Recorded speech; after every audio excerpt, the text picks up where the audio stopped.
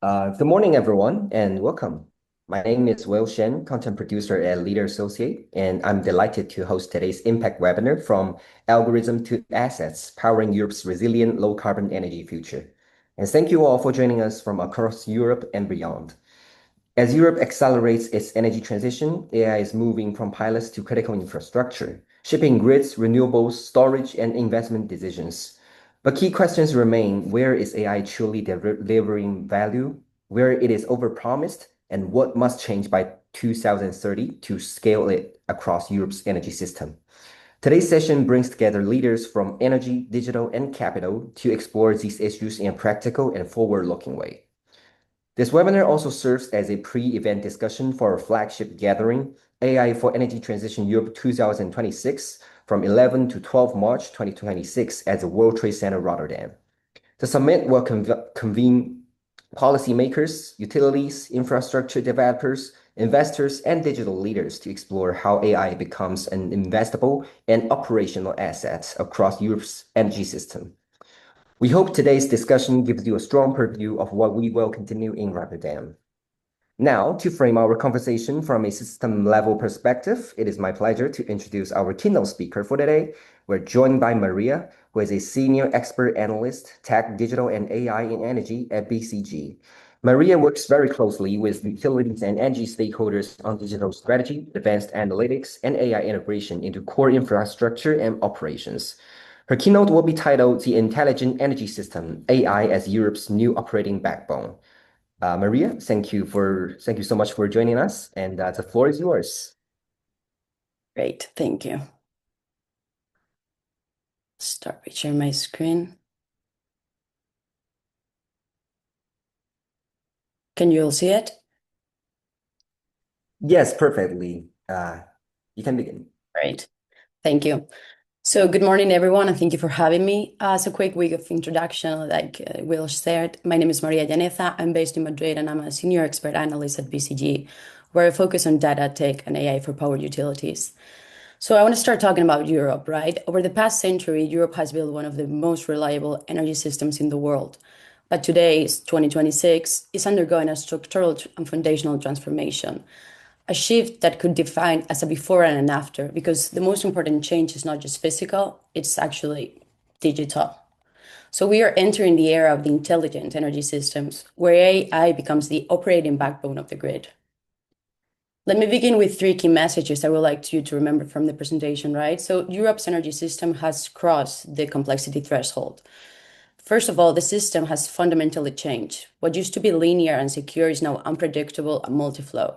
So AI is becoming the core infrastructure for operating energy systems safely, reliably, and at scale. Then this new model means new challenges, right? So the pressure on the system changes and the stakes are a lot higher. So AI has become the answer to the energy ecosystem, which cannot function reliably without AI to manage its complexity, volatility, and interdependence. And then finally, the combination of everything. We need a new operating model. The utility of the future will be defined by AI-enabled sensing, decisions, and coordinated action. So everything I will show you today connects back to these three ideas. I would like to start by taking a step back and looking at the global shift, right? So the AI momentum. If we take a look at the graph, we see that in the past 2 years, AI performance across reasoning, prediction, and pattern recognition has accelerated at a pace we have rarely seen in industrial history. What used to take decades in previous technology cycles, we're now seeing happening in months. So this means that the key takeaways of this global shift we're being part of doesn't lay in the technology itself, but in the speed of the compound capability change. This speed is quickly redefining what organizations consider possible. And so AI is no longer a side initiative. AI has to become the new strategic pillar. It shapes decisions, it manages risks, and it actually creates the value. What we are witnessing is not an incremental improvement, but a compound capability that is redefining what organizations consider possible. So how do we translate this new approach into energy? A complex system built on data, coordination, and prediction. How is AI redefining this industry? We're all seeing this AI transformation. We're all aware of it, right? But in the energy system specifically, this has led to a new model where operations that used to be clear and linear are now under constraints, unlike almost any other sector. The grid itself has evolved into a real-time, capital-intensive, regulated, safety-critical environment, causing several new pressure points to appear. Because we cannot go over all of them, we can group them into three big buckets. First, we have the system complexity, which is exploding, right? We're talking millions of distributed assets, EBITs, storage systems, data centers, right? All interacting in real time and in need of real time awareness. Then we move into the complexity moves us into decision pressure. Volatility is higher, margins are tighter, and decision must be faster. But since evolution is going at such a fast pace, we're still operating in the old models, which result in low certainty. Then what we have is that despite all of this, the expectations of reliability at scale have never been higher. So this means we find ourselves in a moment in time where energy is complex, volatile, and requires fast and structural shift. We need real-time awareness for predictive decision making to make sure that we have a coordinated response. We need to stop using AI just to optimize parts of the systems and move to a coordinated workflow of the business and its parts, enable the correct operations and people to utilize and validate the work. The conversation is no longer around digital maturity, but assuring operability. So let's take another closer look into the energy ecosystem and how this has fundamentally changed, right? If we think of any country in Europe, the grid has evolved from a linear supply to real-time orchestration. If you look at the illustration on the top, what is called the old world, right? Energy flowed in one direction. Assets were centralized. Planning was deterministic. That system was designed for certainty. However, the reality is that today, that certainty is not guaranteed. The new world is here and it has fundamentally transformed the model as we know it. As you can see, the system has expanded dramatically. Not only traditional generation assets, renewables, but millions of behind-the-meter resources, EVs, storage systems, aggregators, flexible loads, among others. So what we're moving into is energies that flow distributed and bidirectionally, assets responding dynamically to market signals instead of reactively. And honestly, the biggest change of all, customers who have evolved from passive actors to active participants of the market, producing and storing energy. So this new world leaves us in a place where balancing must happen continuously. We have moved from predictable flows to continuous coordination.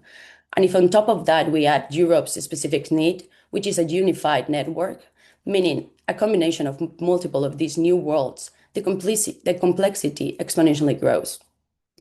So taking us back to the solution of the pressure points, right? A system, a structural transformation, making the grid smart, making it sure it operates under a coordinated flow of its actor.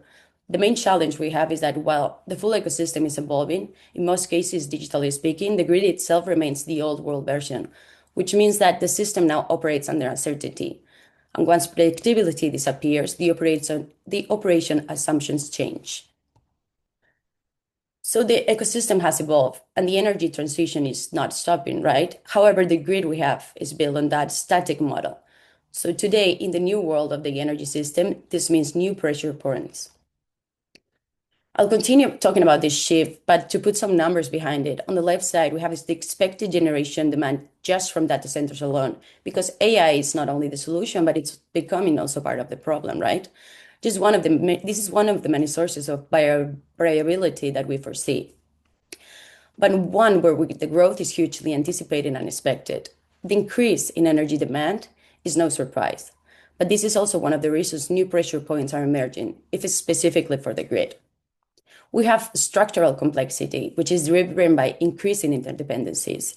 We have execution pressure coming from the high volatility in prices and demand, the stricter regulatory oversight, the aging infrastructure. And then we move into the tech side, right? The operational blind spots. We have fragmented data limiting visibility. We have skill gaps that are constraining adaptation.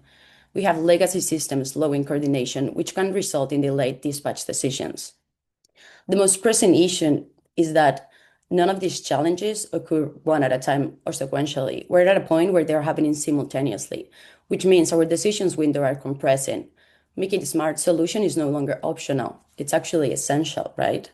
And European energy players know that. They're industrializing AI platforms, investing in digital grid infrastructure, embedding AI into the planning and trading. Solutions have moved out of the pages and they're no longer theoretical. We're in the middle of a structural response.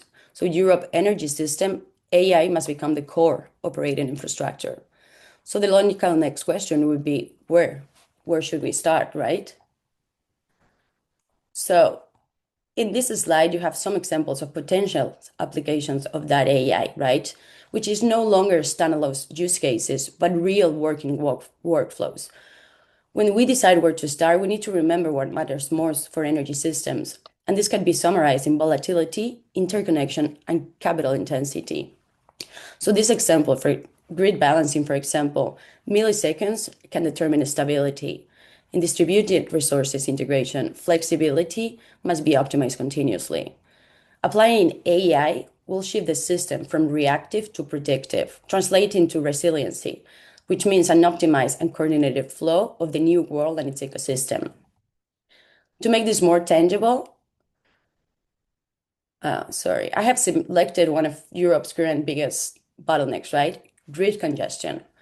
Like we saw in the old world, planning has been sequential, fixed forecast, manual validation, but in a congestion, in a high distributed resource environment is dynamic. AI enables planning, which can simulate thousands of distributed resources and EV penetration is scenarios in parallel. They can evaluate trade-offs. So instead of reinforcing the grid reactively, utilities will be able to proactively optimize hosting capacity. We're in the middle of this capital constraint transition, so growth needs to be incremental, give the structural advantage. Going back to the issue, AI turns congestion from a constraint into an optimization problem. Moving to another example, a very real risk in Europe and one that I have personally experienced in Spain, right? Power outages. If in systems where renewable energy plays an important role, small imbalances in demand and supply can be escalated quickly and turn into unreversible drop of the system. Some of these imbalances can be sudden drop in solar output. Translating this to AI, forecasting and portfolio optimization, getting ahead of the problem instead of fixing it later. Improving short-term price and generation forecasts. AI can reduce the imbalance exposure and stabilize the portfolios. So now that we have seen what AI is able to do, let's move into the how, right? How we make this a reality. So I'm going to start with clear introduction statement. Everything starts with data. Data in energy or in any industry is not just reporting, it's the core of the infrastructure. To make the intelligence system really intelligent, we require to move away from the isolated pilots or the digital use cases and create connections, move to the workflow of the business. This new intelligence system infrastructure needs to be built on unified data architecture, real-time visibility, and many other tech side things. Which translate this to energy, data must move seamlessly between grid operations, markets, customers, assets. Fragmented data means weak foundations. But while data also plays that key role in the transformation, we need to move into what really will change everything. So the people itself, right? I don't want to show the typical framework, but I do want to highlight how we need people to work alongside this new workflow with AI. So we need new ways of working, we need new capabilities, new systems, new governance. Because in the energy system, the intelligent energy system we're moving towards, it means that an operating model shift results in planning is AI augmented, operations AI assisted, markets AI optimized. Energy systems that make AI their strategic infrastructure layer will most likely outperform those that continue in the old world and treat it as a tool. And that takes us to the final slide, right? And what we call the intelligent utility. This image represents what the intelligent utility could look like. It's not an isolated system or independent functions, but an interconnected grid from the source to the distribution to the customer itself. All of them are connected, working together, operating on shared intelligence. This means that assets become digitally visible, markets continuously optimize, and customer active participants. We're moving from isolated decisions to a system where every layer is connected and response becomes coordination of full informed decisions. becoming intelligent utilities will move to the new era where we see that after shift, right? So energy system will be predictive and not reactive, adaptive and not static, and all of this driven by data driven at scale, addressing today's real challenges. So outages can be anticipated before they cascade, congestion managed, flexibility orchestrated. Europe's energy transition depends not only on those physical assets, but on the smart orchestration of everything we have and the future that we're going to get. So this brings us back to where I started.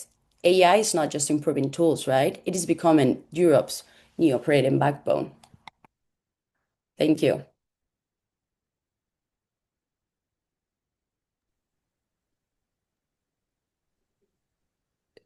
Thank you so much, Maria, for your awesome presentation. And I can see that we do have a question from the audience, which is Eric, who will be presenting the panel later. So Eric is asking, what could be the one-person unicorn powered by AI in the energy sector? So I think, like, if you want to further clarify the question, feel free to do so, Eric. So yeah. Maria, to give you some time to think, well, first of all, nice to meet you all. To disclose a bias, I'm a former BCGer, so I can recognize BCG just from the color of the slides. I really enjoyed Maria's presentation. It gave an excellent overview. And recently, having attended BCG Alumni Day, and they were in Amsterdam, there were roughly 200 people. The biggest question at the coffee machine was, what is the one person company that in your sector you can found against the incumbents, that where you just need one person with an overview commanding AI? And that was what I understood a real question in a number of sectors, and also a serious competitive threat. Hence, I thought, okay, Maria, you deep dived into energy sector. What type of energy companies should be most afraid of this competitive challenge? So I don't think afraid would be the word, right? But if we remember that new world slide that I show and the expansion of what we have in terms of the value chain, the most affected will be grids, right? So transmission and distribution, they're the ones that really need to step up the game and really get into this new next AI wave to make sure that everything else coordinates and orchestrates accordingly. So no one company, but all of them really, DSO, TSO. I don't know if you agree. I think I'm still, my jury is still out on this. So just one thing, I do think that anything that has to do with strategy departments and analytics is radically changing. Just yesterday, I did 3 mediocre strategy studies for 3 different questions, I think in 3 hours. And that I gave it to friends who run those companies and said, okay, just, as a friendly service, I did a strategy study for you. Let me know what you think. And on a scale of 1 to 10, they rated it as 7.5. So it's not at a, strategy firm quality, but it definitely, for example, already replaces, just quick strategy answers, which used to take maybe a week or 2. So, and that is just, for planning and strategizing. So I think just there, the let's say billion over the whole world, it would easily be a billion value creation. So it's a good question where that value will go, and hopefully that will go indeed to thinking, how do we mobilize the key issue that we have? We actually do have a shortage of power. For example, if we want to achieve big, hairy goals for with AI, and how to build up energy systems system that is ready for the next century and secure, green, and competitive. So, yeah, I think there will be some shifts. So that is my humble take on this. So thank you for also asking me the question. I wonder, going to Will, if there are more questions to Maria. So, considering time, I'll just pending these questions for now. And if Maria has some extra time, I'll just text these questions in the message to you, and you can type the answer in the text box. So, for now, we'll just keep the agenda going. And thank you very much, Maria, for your presentation and for answering Eric's question. Uh, we're moving on to our next part. And we will now move into our panel discussion, Energy, Digitalization, and Capital, Turning Strategy into Reality. So if the keynote sets a why, this panel will focus on the how. I'm very pleased to welcome our moderator, Eric, founder and managing director of Racco Associates, and also our distinguished panelists, which is Danny, Chief People Officer at Kent, Jeffro, Secretary General at City Gas, David, Market Strategy Lead, AI and Cloud Network Infrastructure, Europe at Nokia. And Thomas, who is the CTO Storage, EMEA, and IBM Distinguished Engineer at IBM. And lastly, William, the founding partner at DevCap. We are very delighted to have such a diverse group of leaders joining us today. And Eric, thank you for moderating today's discussion. I'll hand over the mic to you. Thank you, Will. And good afternoon for some, and good morning for others. AI for energy and energy for AI. A 360 look. That's what we will do today with the panel. We had already quite a bit of professional fun having a preparatory session where we saw that there is quite a bit of diverse views. If you see AI as a kind of cube you could turn around, and different perspectives you can shed on it. Maria just offered a way to look at it. We will offer you some additional ways to look at it.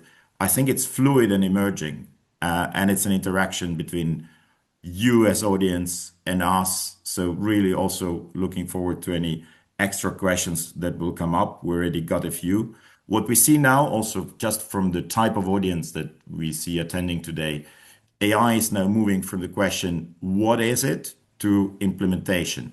And again, that's a trend I think Maria just signaled really well. The questions are now where, how much, but also the infrastructure behind it, right? The data center world.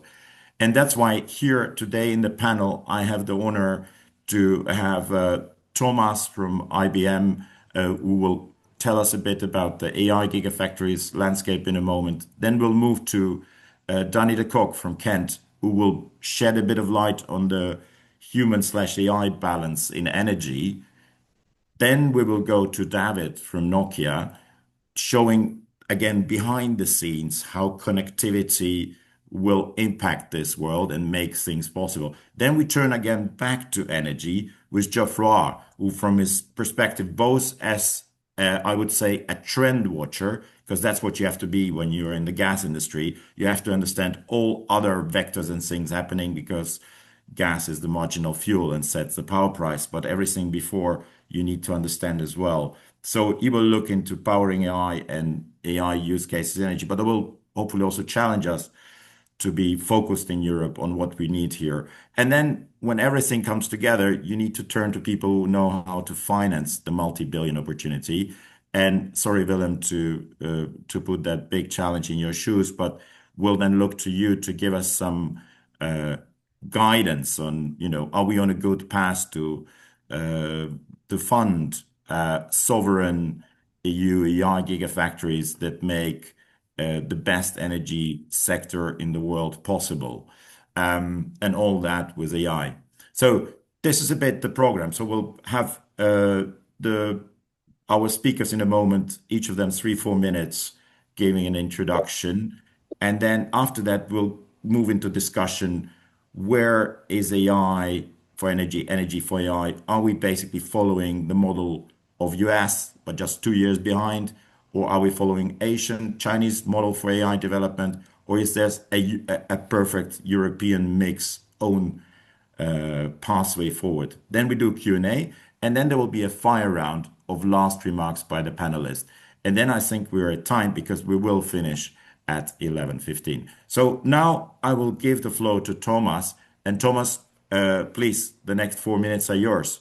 Tell us about the AI Gigafactory landscape so we understand also behind scenes before jumping into energy.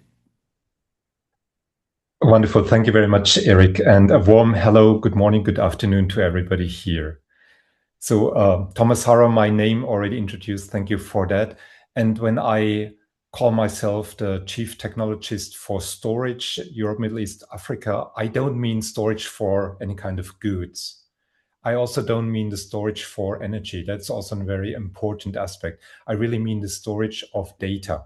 So Maria already made the point, the data underpins nearly all the innovations that we need to get to for Europe, but also for the world. So Eric, you said gigafactories. That's a very now established coin that was introduced by the European Union earlier last week. So we see some massive investments into gigafactories. So let me just explain the word giga. So it's not referring to gigabyte, because everybody has a gigabyte in his mobile phone these days.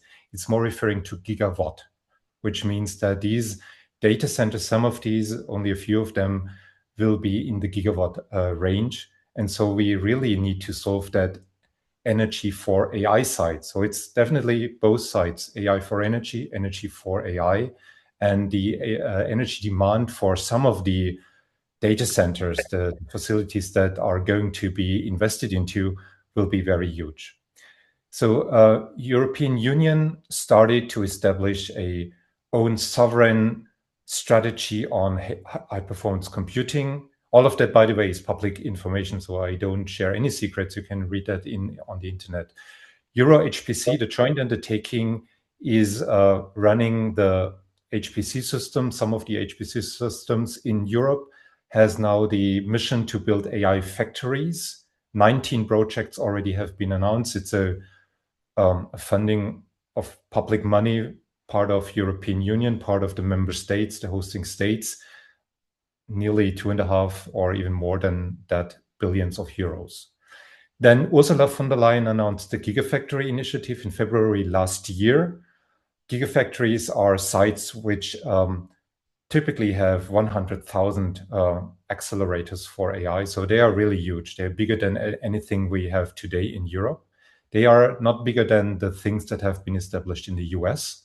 So we are, as Eric, as you said, we are probably 2 years, 3 years lagging behind. But the will is there to put some serious public money investment into it.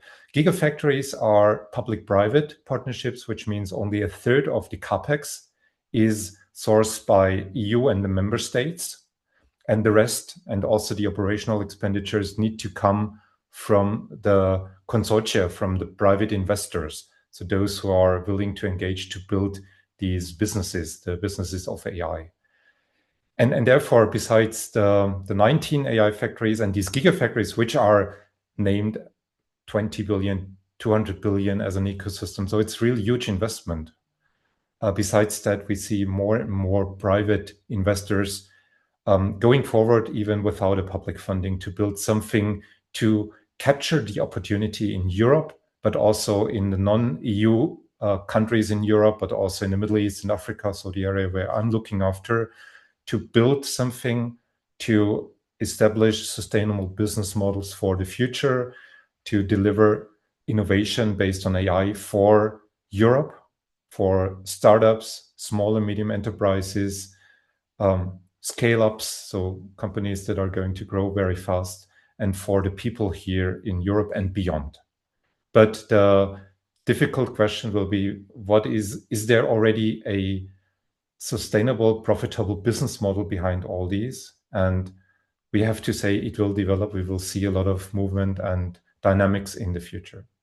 Maybe with that, I hopefully have described the dynamic field of huge investments. It's really a huge hype. I would summarize it with 500 billion of investment all over Europe, Middle East, and Africa. And the question is, how can that be made sustainably profitable and creating some real impact and value for the people? Thomas, really inspiring, and you also showed us, let's say, the magnitude of their technological and investment challenge. As a short reflection, I'm already taking a question, where in energy sector, which is also a multi-billion sector, can we offer, challenges and questions that indeed merit such, well, relatively expensive infrastructure? And I would almost say, given the multi-billion investments in energy coming, for example, in power grids and supporting power generation, there is definitely a lot of optimization, which, for example, we already discover AI is quite good at. So, and that's just the low-hanging fruit. So really interesting times. In a moment, so now switching to Dani.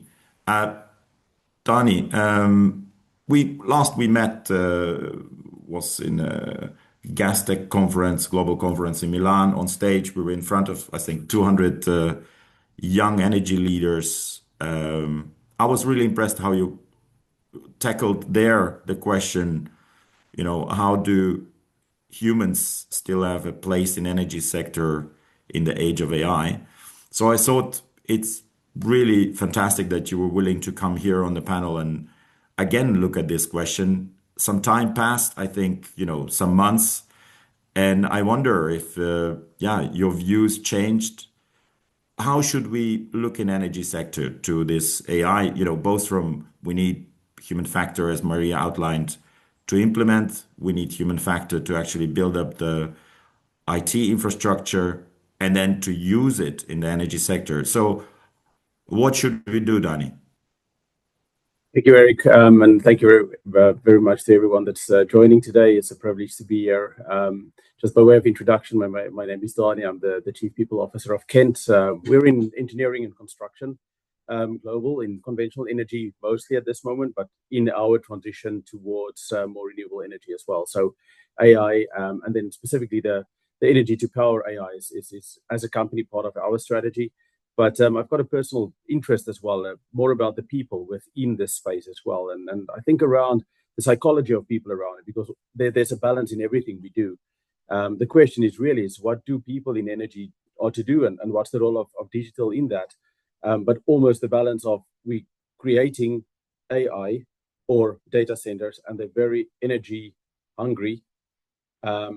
The same is almost the same for people and the skills that require, because we create AI to replace people almost. So on the one hand, you're creating the capability, but it needs the power that requires more power to create more capability. And it's the same on the people side as well. You've got people at this moment getting supported by AI, or there's a drive towards it, but with a certain uncertainty around what the future of that holds. And then is it going to replace people? Is it going to be augmenting people? And I think as we go through this, and specifically to your point there, Eric, of what we did and in that discussion earlier on stage together, I think it became clearer that it's a long journey that we're on. I think there was a big hype initially around AI, where people think, oh, in 2 years, in 3 years, it's going to be a low, 30%, 50% of roles will be gone, and people would not be employable and all these type of things.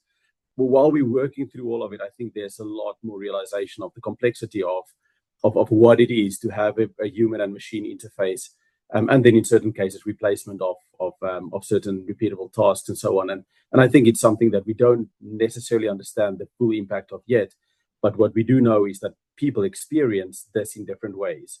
And I think I would want to just, as part of this introduction, touch on maybe 5 points to give a bit of framework of where I think the people in AI and AI with people in energy sort of sits.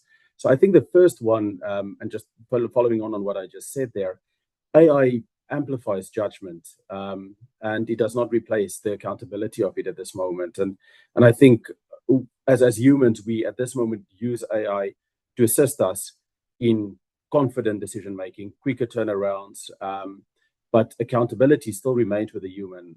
I've yet to see in a position where anyone would be happy saying, I'm stepping away or I'm okay that a human steps away and the system takes complete control and judgment over whatever that outcome is, whether it's medical, whether it's the business decision, whether it's flying a plane. I think there's always a sort of comfort at this moment that there is a person that signs off with judgment behind it.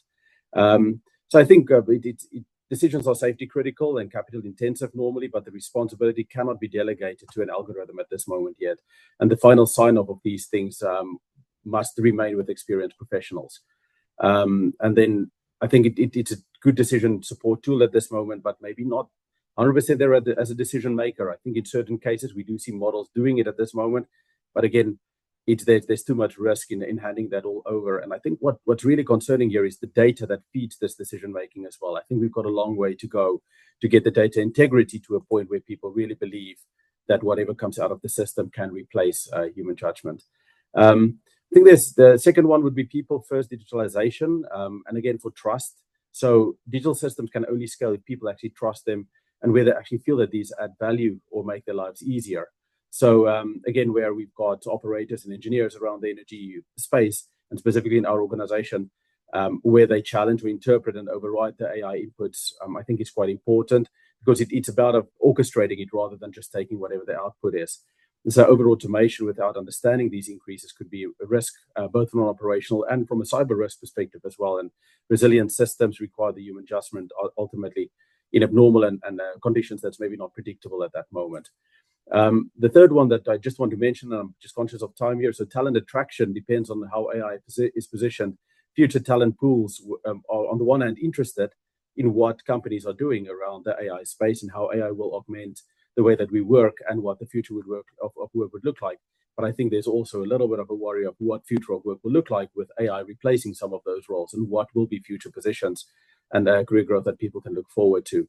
The talent is drawn to roles where AI enhanced problem solving that we found rather than replacing the thinking. And then people in power digital strategies position the energy industry at this moment as really sort of front leading modern and high impact sector. I think we've seen that quite a bit at some of the other trade shows where the large energy organizations at this moment spend a lot of time on these type of initiatives and innovation. The second last one I just want to quickly mention is retention. And I think that's when expertise are amplified. Experienced professionals stay when digital tools are respected and extend their expertise again. So not replacing, but really augmenting. So it reduces the low value type work. And I think these things we're fairly familiar with, but it really adds value where there's complex engineering and strategic decisions to be taken. That's where it actually shines, where you get a great collaboration between human and machine and better outcomes are coming out of it. And then I think that retention for people in organizations as well is where they're augmented by technology and not monitored or replaced by it. And then the last one I think that's really interesting is the real competitive advantage is that people who actually can work with AI responsibly. And it's in the energy sector. I think it depends less on the tools that we've got, and there will be many platforms available, but the capability of people around it. And it was interesting. I participated in a different discussion not too long ago, and somebody made a comment there to say it's not operators that we require; it's actually creativity. So we spoke about some of the new skills that may be around prompt engineering and all these type of things, but it's not a technical requirement anymore. It's a creative requirement. It's people that can think outside the box and then use the technology in different ways, not just the input and output, but sort of in a way that it adds a lot more value because of the way that you ask questions and the way that you set it up and the way that you manipulate the system to have a larger output. And I think the reality is that AI platform can be commoditized, but the human capability and the ability to learn new things cannot be commoditized. I think that's still something that the human influence there is really important. And then organizations, specifically forward-leading and leading organizations that invest equally in skills in the confidence and governance systems really seems to be outperforming those that only focus on a technology or off-the-shelf type solution. And then we believe the strongest energy companies will really combine the engineering depth, the digital confidence, and then the accountability with it as well. So I think it's a really interesting discussion. Lots of moral concerns as well with the amount of energy, as we said, and possible replacement of human. But I think if we can find that sweet balance between energy and AR and then people's involvement in it, I think it could be a really interesting future for us. Love it. I was making notes. I think judgment, trust, talent, creativity, and then people will indeed stay and be retained. And there is a positive scenario, and of course we also read about the risks. But with this inspired scenarios about the people's role in energy sector, I'd like to go to David. David joins us and has a vision on how behind the scenes connectivity can impact how we organize this infrastructure in Europe that will support the sovereign energy for AI and AI for energy. So is it as simple? So now I just gonna pretend I'm, very simple questions. So is the answer just pulling everywhere lots of fiber and then the dreams will come true, David? Thanks, Eric. It's a great question. And before I answer it back to your question, I would like to keep it at for a moment. But let me express my gratitude for the invitation for Nokia to joining this great panel together with other panelists. I think that energy for AI, AI for energy is a great topic. We could possibly expand it to like finance for AI, AI for finance. I guess maybe Willem, you will touch it later. But basically, Nokia as a company, we were connecting people 2 decades ago, right? So on the commercial, you saw Nokia mobile phones connecting people.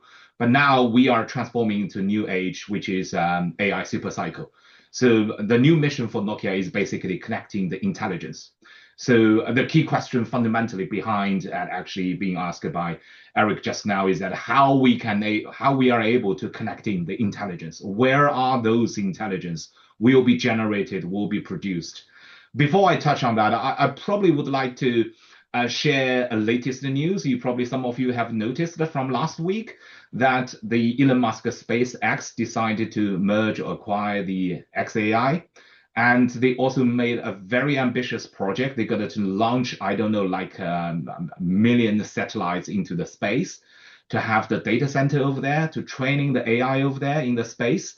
I'm not sure if you are following that news. There are many debates, all kinds of discussions from a different perspective, how you see that, whether that is feasible, it is financially viable, many discussions. So I do not want to drill into that type of discussions. David, let me commit one answer to you. I will use 3 AI systems to answer your question within 1 hour, and I'll publish about it later today. Okay. Just to show that AI can do strategy studies about such questions.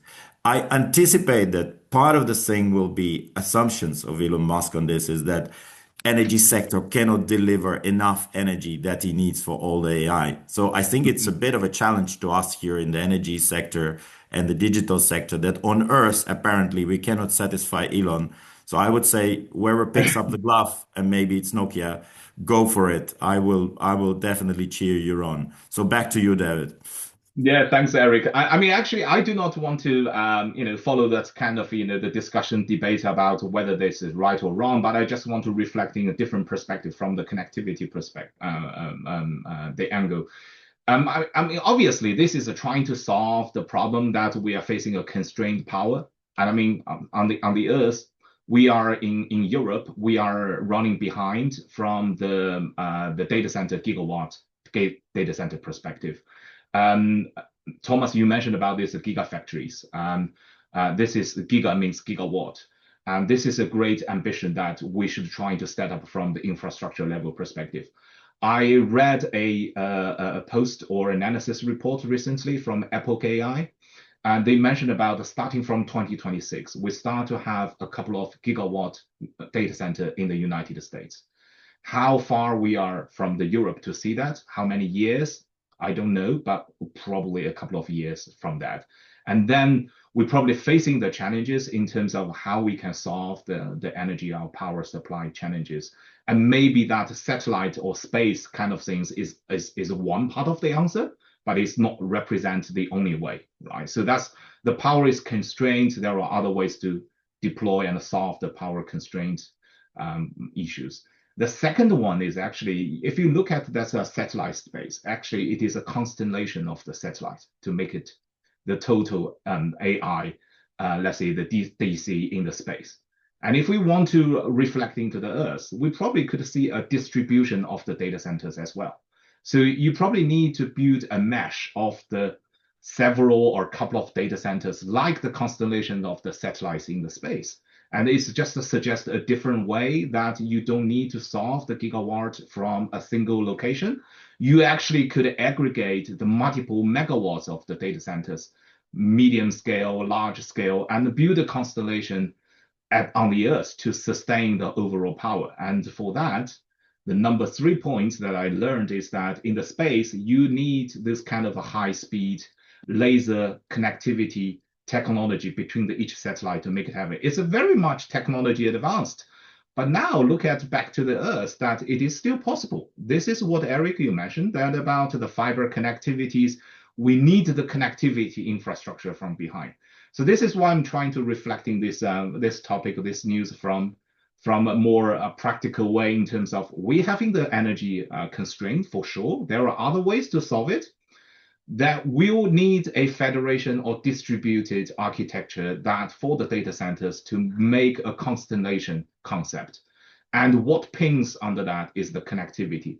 The connectivity requires requires reliability, requires orchestration capability, but most importantly, that you need a security behind. And that's where I believe, Thomas, you mentioned about the AI gigafactories. This is also a key mission that the European Commission talk about this, the AI gigafactory. They want to boost up the European sovereignty and have the a strong grasp about the security behind. So that's a secured connectivity, reliable connectivity is definitely a key part of the whole equation to solve the current problems.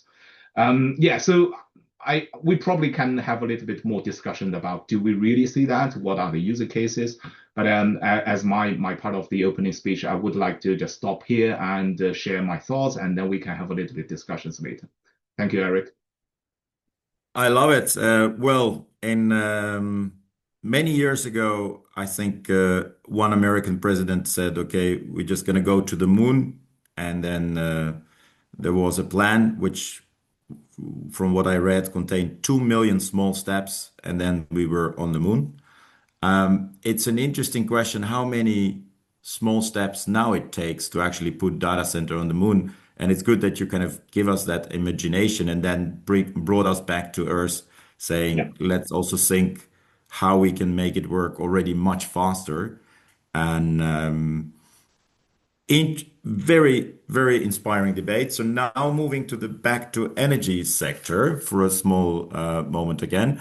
Geoffroy, U.S. Secretary General SEDIGAS.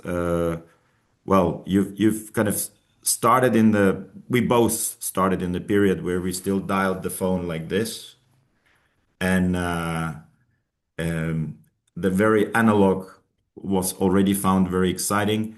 Now things are moving very fast. Where do you see us in energy sector going from your both trend watcher perspective and the gas sector perspective? Please, Geoffroy. Okay. Well, my interest in AI is more personal than professional, but I've been following the news on AI for a long time before ChatGPT appeared.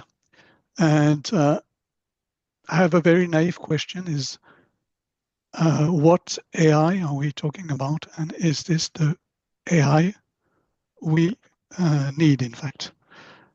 Because today, in today's public debate, I have the impression that when we talk about AI, we are thinking about the large frontier LLMs like ChatGPT, Gemini, Claude, Llama, whatever.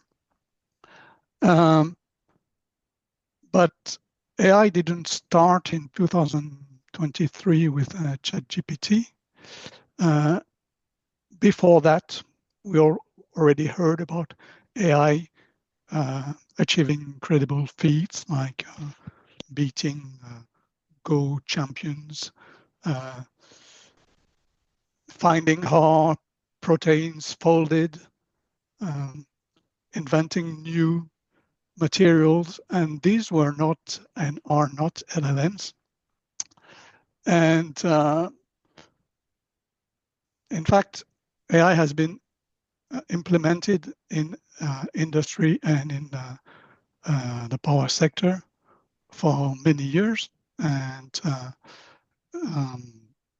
to optimize processes, to detect faults, to improve maintenance and reliability, things like that. And this has been done without an explosion in power demand of the size we are talking about today. And this is because there are other AI models, and those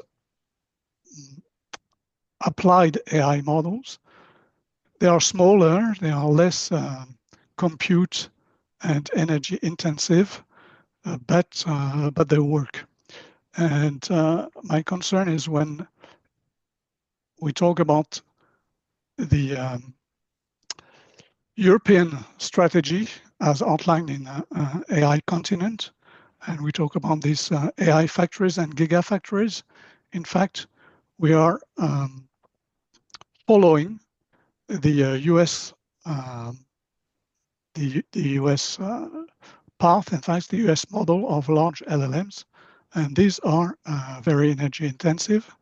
And the idea behind this, there's a competition between all those AI companies in the States to reach artificial general intelligence, AGI, and to have this all-purpose model, and then to apply it to the different sectors of the economy.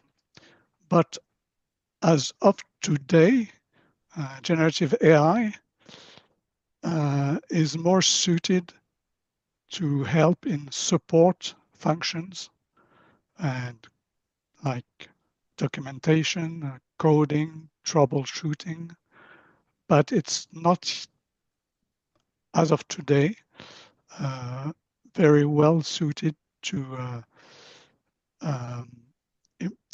the core industrial processes, in fact. And the AI strategy in the AI continent document makes a priority of the takeoff of AI in industry, of the diffusion of AI in industry. Yeah. But the investment in gigafactories points towards another direction, the one of LLMs. So, no, not necessarily.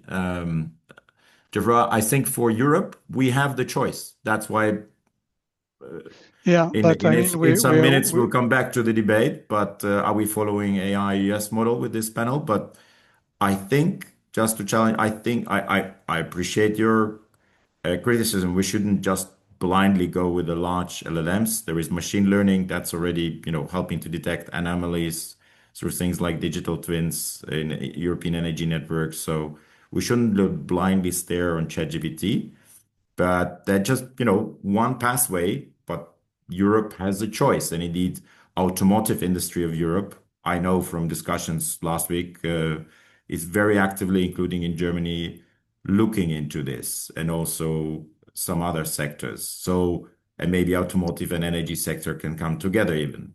So, Geoffroy, I think your caution is called for, but there is still for Europe a choice. Yeah, a choice, but I mean, we were talking and investing in this huge data centers, and I think before defining maybe exactly what we want, where we are, mapping our strengths and weaknesses, and I mean, in the AI continent document, AGI is specifically mentioned. Is this the really the way to go at the moment, especially as we are behind the US, a couple of years behind in terms of computing power. And even if you look at what is planned under the continent AI, it's still, even the total computing power in this plan is less than what one US company, for instance, like Meta, already has. So we're way behind. Yeah. So maybe we have to focus on something else. And if you look at what China is doing, China is also prioritizes industrial implementation and embodied AI. And we also should look in this direction, I think. And in parallel, of course, also prioritize industry and in parallel support and accelerate research on the next generation of AI, according to me. Thank you, Geoffroy, for these observations. Any final thought? Then, given time, I will like to give Willem the floor in a moment. No, I think you can give him the floor because all of us, I think, have talked more than we were supposed to. So. It's a fascinating topic, but I can tell you that I think there is we promised a 360 view on AI for energy and energy for AI, and I think we're delivering it. So, Willem, yeah, you heard pros and cons, you heard the talent part, you heard the landscape, you heard the connectivity challenges, you heard the challenge to what direction and use cases should we go for in this uncertain world. Is how do we make AI for energy for AI bankable? Floor is yours, and you get to be fair to what others got, 5 minutes. So please, Willem. Thanks for that. I'm a bit hesitant and humbled to take the floor because I've just been listening, and you know how it goes with these forums, right? You prepare for it, but I mean, the wealth of information I've just absorbed is amazing. That's all human beings, right? I hope so far. So we are all in this together, Willem. It's okay. Exactly. So I've mainly been through my career financing infrastructure, renewable energy projects, and digital infrastructure. At the same time, just basically crossing the bridge between the previous discussion we had there, also founder of an AI business. And to be honest, I'm not disappointed, but still waiting for the great breakthroughs in real world models about engineering, design, construction. Even sort of really small breakthroughs there, where you don't need a lot of cat movies, right, to basically make progress in drone technology. Although maybe you need a lot of pictures from rooftops, for example. So I completely believe in that we should invest as society much deeper in those areas than just the use cases of the big hyperscalers. But the demand is there, and we need to deal with it as well. So let me first of all, from the moral, the ideal path of AI, move straight into where we are now and the huge demand of energy and capital, which we're facing now, and whether we, as Europe, gonna go into that chase as well, or focus on financing what we have. One subtle remark: we don't even have enough data center and power to deal with cloud, and society is digitalizing, electrifying. I think about EV, etc. at such a pace, and AI is pushing out cloud, so to speak, so pushing out power. But we haven't even sorted out that part, and everybody acknowledges the need to be able to store data, to deal with data, to process data, etc. Apart from all the AI use cases. Just one reflection on what we heard earlier about connectivity. Completely agree with that, especially if we have a very patched, I would call it a varied energy landscape. We need to have good connectivity to make sure that basically it's well connected, not just gigafactories, because the gigafactories will need a lot of power.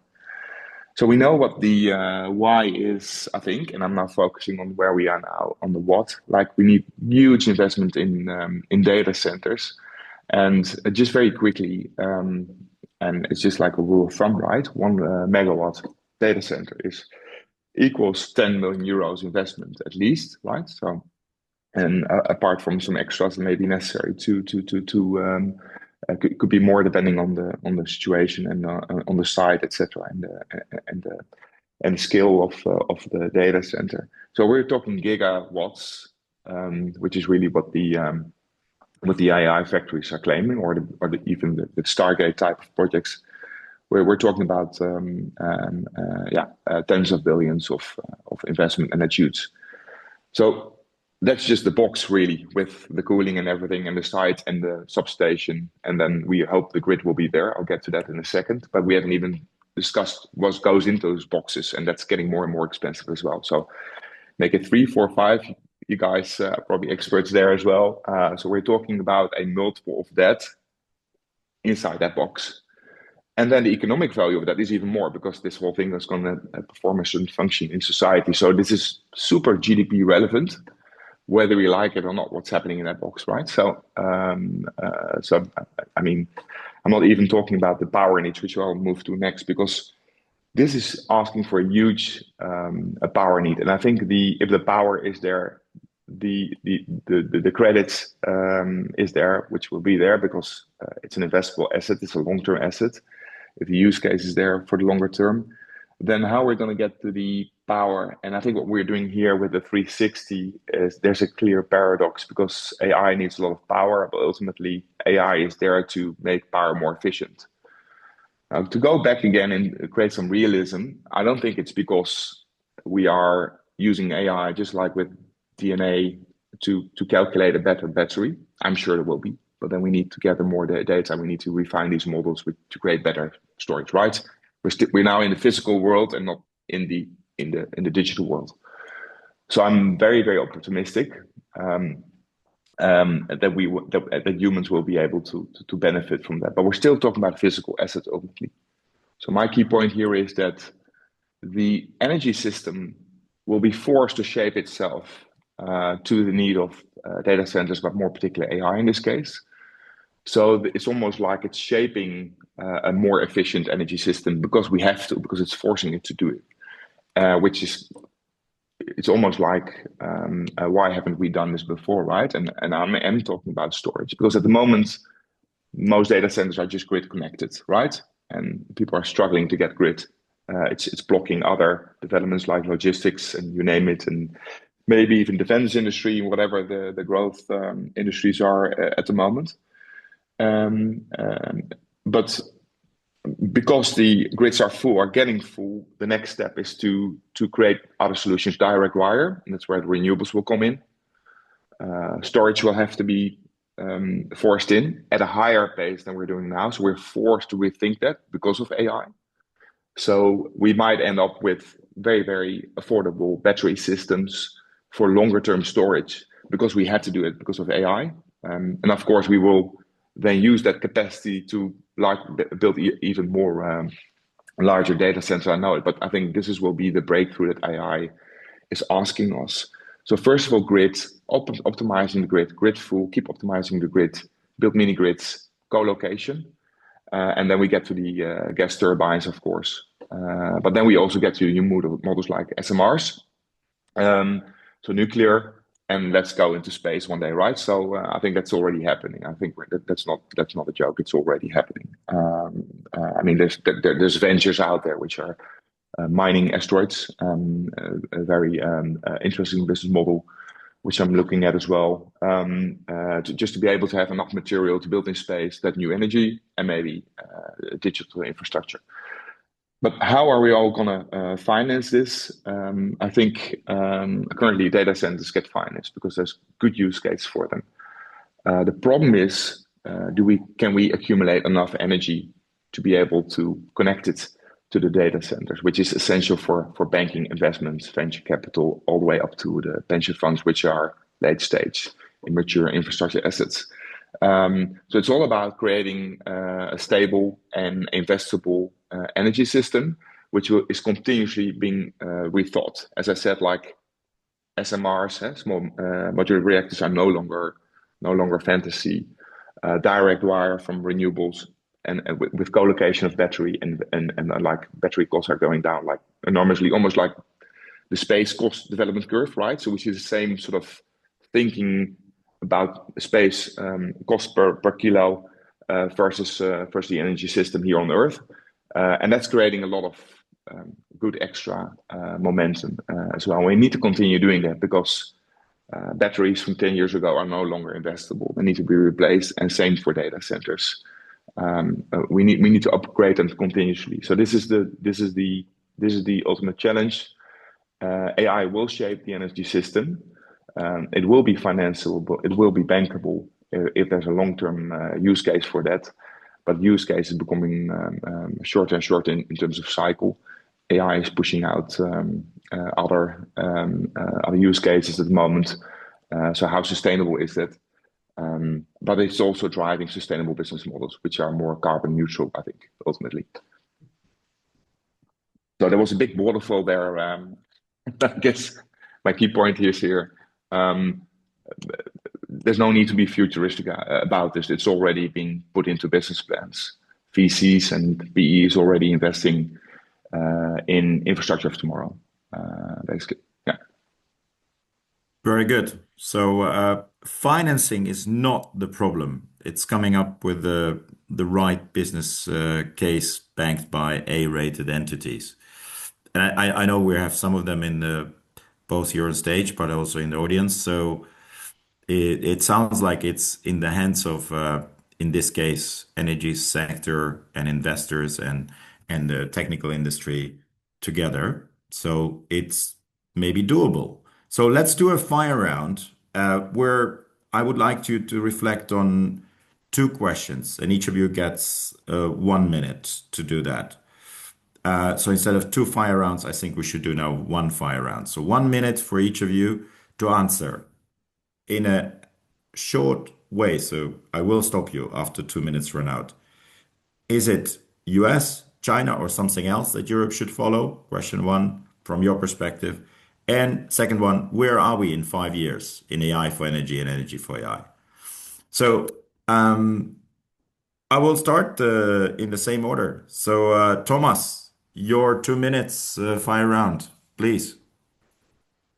So Europe definitely needs to embrace its own sovereignty. So we need to invest into science and research and also put our own view on what is needed for AI or with AI, what can be done with AI. And I really agree, it's not only large language models, it's foundation models that are coming new with different flavors of rules and data in there. There is, for example, a good example for geospatial foundation models or for chemistry foundation models. So it's not only large language, but Europe has its own ambition to advance the science, of course, and to also to apply that for the industrial usage. So most of the corporate data or the proprietary data of that world has not been used for training these models, but there is really the potential. And we in Europe, with the AI agents that are showing up everywhere, where an AI agent can really take action. It's not only communicating with a machine or a human, it really takes action. It is a tool to do something for the real world. There is a big opportunity. So where will we be in 5 years?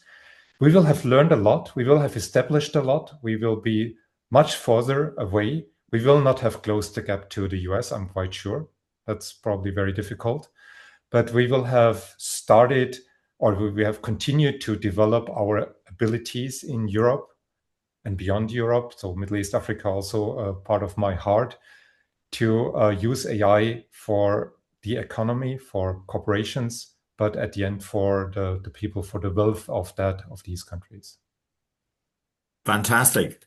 Thank you, Thomas. Dani, your take on what's Europe path, and then where are we in 5 years? Yeah, I think that's an interesting question. I think again, I'll answer it from a people perspective. I think it's difficult to just lift and shift a model that's already applied in a different country because the people, the culture, the the ways that we think, the ways that we interact, and how we solve problems would be different from location to location. So I think there's a bit of sovereignty required. There's definitely a solution for Europe in there. I think there's a lot to learn from others, but it's about how do you determine what worked in other parts of the world and what can you then lift into Europe and say what will work there as well. So I think the benefit is probably that others have tried it. If the mindset around Europe is correct, is what do we learn from it, and don't have to go in and stumble and find out for ourselves. We can learn and then implement in Europe and find a different approach there. And I think to the question on 5 years, I think there's so many different angles that you can look at this as well. But if we have AI at the pace that what we think it is going to develop, AI could become the most experienced operator in every power station or in any environment. But it's about then it accumulates the operational experience across the fleets that they're running, and it could be that it's experience without the consequences though. So there may be a change on how the risk is perceived as well. So the humans will remain the accountable factor, whether they directly responsible for that cause or not. And I think that's something that's really important to understand now, because that's the type of skills and the mindset that we need to accept while we're tackling these challenges at this moment. If we make the assumption, can someone be accountable for decisions made by a system that's more experienced or could be more experienced than they are ultimately? How do we approach that problem from now? And to my earlier points, I think there's a great balance, but it needs to be designed because it could run away if it's not intentional. And I think a second point that I'll just might make to this, and then it's good for somebody else to jump in, is I think if it fails though, if energy generation and this transition and the development of this in Europe fails, it's not because of the technology, but I think it's because humans are not ready or not in the right mindset to trust these automated decisions yet. So it's that whole idea between trust and performance, and again a balance between it. So and I think mistrust may lead to delayed intervention or unnecessary innovations, or a lack of innovations, or overrides or delays. But it may also lead to complacency and some skill erosion. Could be a little bit of apathy in the whole process as well. So trust will ultimately be shaped by proven response, or proven results, and by communication that's explained and can be explained by the accuracy of it. So I think again that's where the trust will come into the system, is where the humans can actually make the connection between the improved experience, the improved capability, but then trust that will become the foundation for future development. So I think it's such an interesting question again, because the future is uncertain, but I think now we've got an opportunity looking forward on how we can react and set ourselves up for what the future may hold, and ensure we've got the right people on board with the right mindsets. Danny, thank you. Trustable accountability. That's at least one focus for the next 5 years. I absolutely second that. David, your 1 minute thought. And Will, as a conference organizer, we will overrun by about 3 minutes, but that's the risk of AI. It's not precise yet. So, David, please go ahead. Yeah, thanks, Eric. I think that for the Europe Pass, I mean, this is a risk and opportunity moment, to be honest. I think that we don't not necessary to follow anyone. We should, for Europe, we should have our own strategy. We do have great industries. We do have a very nice ecosystem. We should collaborate here together. If you look at what the European apply AI strategy, there is a very clear path to setting up for the different industries to take up the AI. And most importantly, behind that, there is called the Buy European First approach. I think that's a critical thing that we should do more. And definitely we are seeing the US, we are seeing the China, they are doing that in certain ways. We should have a collective efforts here to work, really collaborate within the European ecosystem, to work together to make sure that all the services and AI applications are secured, are reliable, and you are comfortable with that. So I think that's very, very important for us to think about. Regarding where we are in 5 years, I think that AI gigafactories, hopefully some of them will be finally in operation in 5 years. And we're going to see more and more AI factories level kind of deployment. And most importantly, I think that we should not forget of those distributed nodes. Those distributed nodes are still meaningful, to contribute as ecosystem. So we will see tiers of the different AI factories, AI data centers, no matter big or small. We should also bring them together and connect them together. I remember two keywords that mentioned by Maria in her opening presentation: distribution and orchestration. This is true for the power grid, for the generation of those power plants. This is true as well to the AI data center and the connectivity between the AI data center. So hopefully in 5 years we'll see a distributed, well-connected, and also orchestrated AI footprints landscape in Europe. Thank you. Fantastic. Geoffroy, final thoughts. I guess you already gave a hint on EU blueprint. Maybe why not just tell us where are we in 5 years in Europe if we follow your advice? Well, I don't really know where we'll be in 5 years, but I think probably AI will be more present in all sectors of the economy. In the industry and the energy sector, probably will have more. Well, AI would be very important for renewables forecasting, congestion, redispatch decisions, things like that, flexibility markets, and but I don't know where the current, AI models will be in 5 years, and this could